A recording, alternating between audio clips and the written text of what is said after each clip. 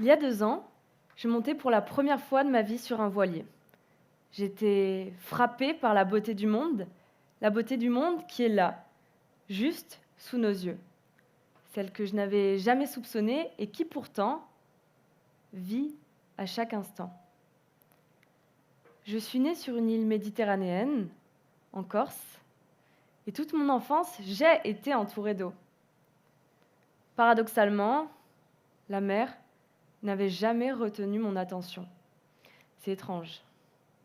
Pourtant, c'est souvent ainsi. Les lieux que l'on fréquente le plus sont souvent ceux que l'on connaît le moins. À plus grande échelle, ce paradoxe peut s'appliquer à l'océan. Je m'explique. 71%, c'est ce que représente l'océan à l'échelle de la surface de la planète.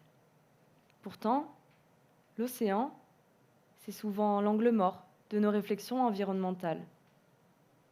Alors, il y a 2 ans, lorsque j'ai mis les pieds sur ce voilier, ma vie a pris un tournant inattendu. Et ça, c'est ce que je vais essayer de vous raconter.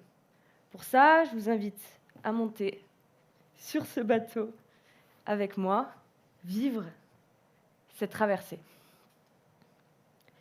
Je suis sur le pont, mon sac à dos sur les épaules, les mains enfouies dans mes poches, le regard tourné vers l'horizon. Ma tête, elle, reste peuplée de rêves d'adolescente. Face à elle, l'océan. Je me sens petite, presque intimidée, comme lors d'une première rencontre. Mes mains sont moites, hésitantes, tandis que mon esprit s'égare face aux promesses et à l'immensité que l'océan semble murmurer. Ce jour-là, pour la première fois, je montais sur ce voilier. Et je vous embarque avec moi aujourd'hui, larguons les amarres. Le vent file dans les haubans, le roulis tangue au gré des vagues longues. Ici, l'immensité semble revenir à ce qui est essentiel. L'équilibre, la patience, c'est tout ce qui compte vraiment. Alors, ce jour-là, je me reconsidère et c'est vrai, la mer, je n'y connaissais rien. Rien des courants qui sculptent ses profondeurs, rien des marées qui rythment son souffle, rien des vents capricieux qui dictent ses humeurs. La mer, pour moi, c'était comme l'exprimait Éric Tabarly, c'est tout juste ce qu'on a dans le dos lorsque l'on va à la plage. L'océan, c'est une toile de fond. Un fond d'écran, c'est un décor. Il a le goût des vacances, l'éclat des cartes postales et ce doux parfum qui rappelle les souvenirs d'enfance.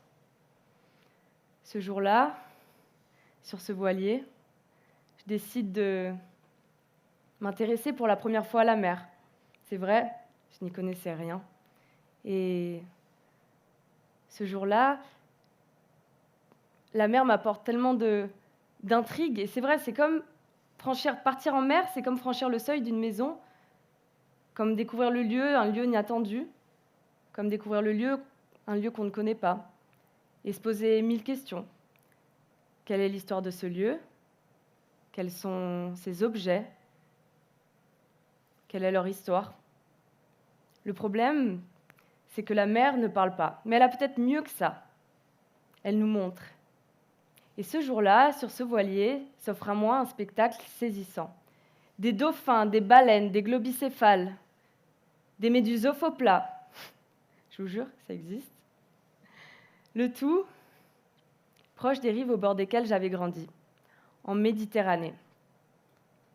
Et ce spectacle saisissant, ce n'était qu'une fenêtre entr'ouverte sur l'immensité que l'océan peut proposer. Ce n'était qu'une fenêtre entr'ouverte, car l'essentiel est sous l'eau, l'essentiel est enfoui sous l'eau, l'invisible ne se voit pas. Alors ce jour-là, vous me connaissez, j'enlève mes chaussettes, j'enlève ma chemise, je ne vais pas le faire ici, mais je mets mon masque et je décide de plonger pour la première fois. La tête sous l'eau, je redécouvre une vieille connaissance, la Posidonie. Cette plante sous-marine me rappelle des souvenirs d'enfance, lorsque j'entendais « Ne va pas jouer avec ça, ça sent mauvais ». J'entendais « Ne t'approche pas ». Encore pire, la mer est dangereuse.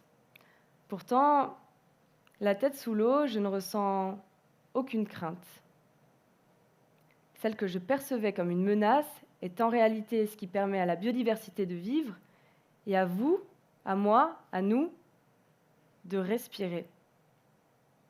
Ça m'a beaucoup marquée puisqu'à l'époque, j'avais vécu au Brésil et je m'intéressais beaucoup à l'environnement. Et quand je suis rentrée en Europe, je me trouvais presque impuissante. Et ce jour-là, j'apprenais que la Posidonie, à l'hectare ou au mètre carré, c'est 5 à 8 fois plus de capacité d'absorption de carbone que la forêt amazonienne. C'est énorme. Alors comment une plante si essentielle à notre survie et à celle de la planète peut-elle être si méconnue? Je réalise que finalement, peut-être que ce qui est le plus essentiel se trouve déjà là, sous nos yeux, pourvu qu'on apprenne à le remarquer, à le discerner.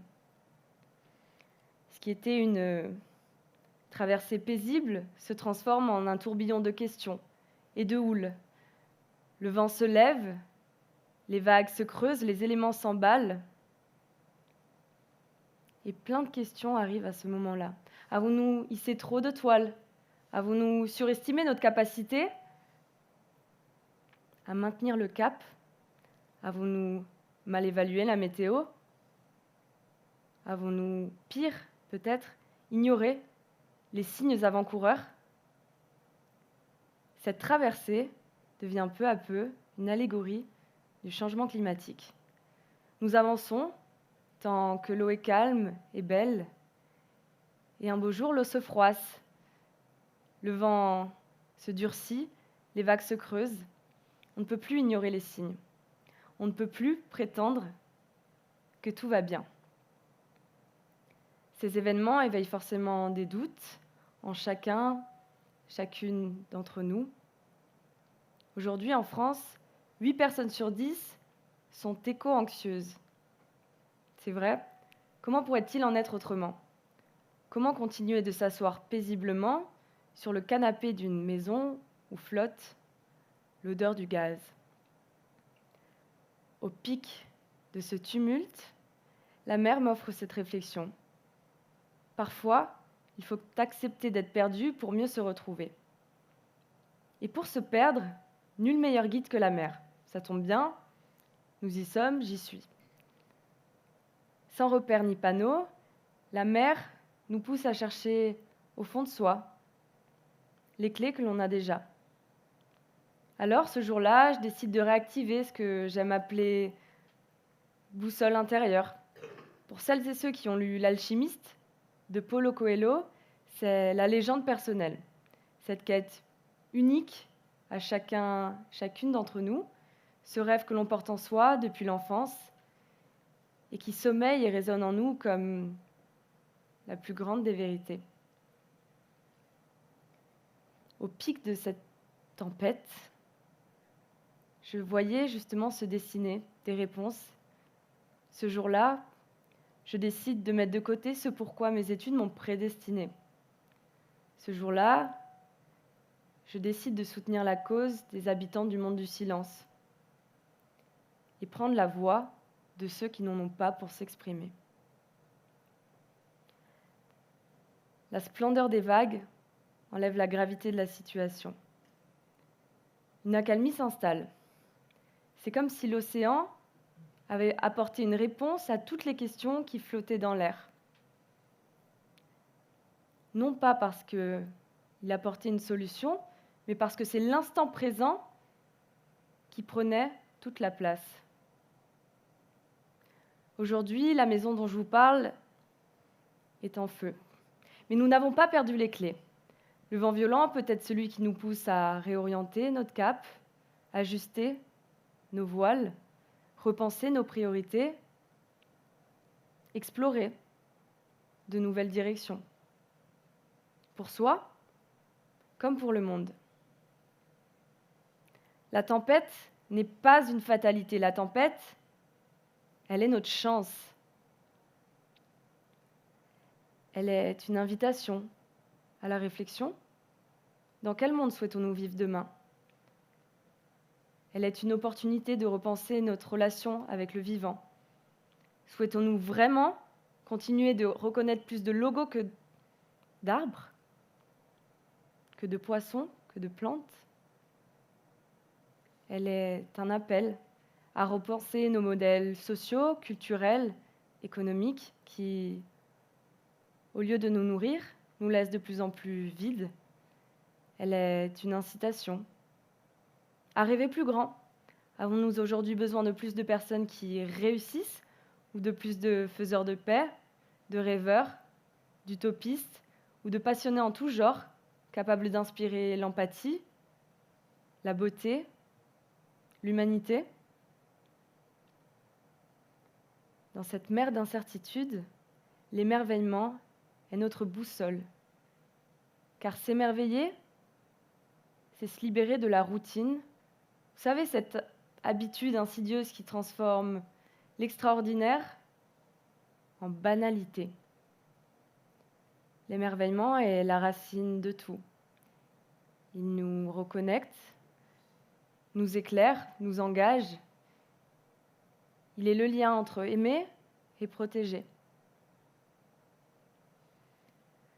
Notre navigation est sur le point de se terminer. Notre bateau va accoster et dans quelques instants, je vous rendrai ce que vous avez de plus précieux, votre temps et votre liberté. Mais avant de partir, j'aimerais que l'on se fasse cette promesse, que l'on prenne cet engagement. Demain matin, lorsque vous vous réveillerez, prenez ne serait-ce qu'une seule minute pour regarder autour de vous. Essayez de voir quelque chose autrement, de repenser votre environnement et pourquoi pas pour la première fois de faire un pas différent. C'est le moment de s'émerveiller. Car l'émerveillement est un muscle qu'il convient d'entraîner et que ce sont dans de petites actions que naissent d'abord de grandes révolutions.